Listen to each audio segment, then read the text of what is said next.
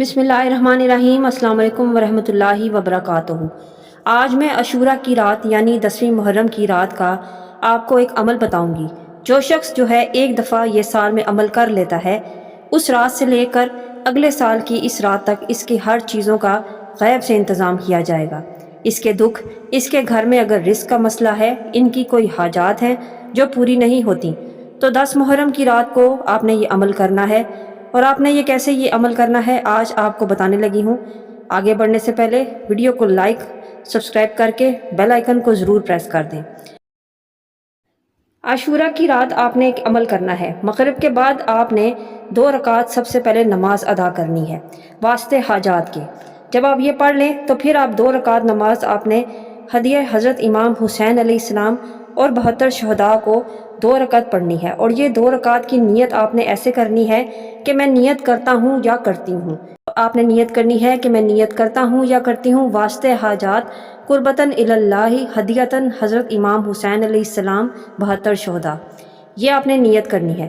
اس کے بعد آپ نے اول اور آخر جب آپ یہ پڑھ لیں رکعت، تو آپ نے اول اور آخر ایک تسبیح درود شریف کی پڑھنی ہے۔ اس کے بعد آپ نے درمیان میں زیارت عاشورہ پڑھنی ہے۔ اگر آپ کے پاس گھر میں موجود ہے وہ کتاب تو وہ لے لیں، ورنہ نیٹ سے آپ نکال لیں دعائے عاشورہ کے نام سے۔ کم از کم 5 دفعہ آپ نے پڑھنی ہے۔ اس دوران آپ نے اپنے کام کا تصور اپنے ذہن میں رکھنا ہے۔ وہ آپ کے دل میں جو بھی پریشانیاں ہیں، مسائل ہیں، مصیبتیں ہیں، حاجات ہیں، جو آپ خواہش رکھتے ہیں، جو آپ کے دل میں امیدیں ہیں، ان کو آپ نے اپنے ذہن میں رکھ کر آپ نے دعائے عاشورہ کو کم از کم 5 مرتبہ پڑھنا ہے۔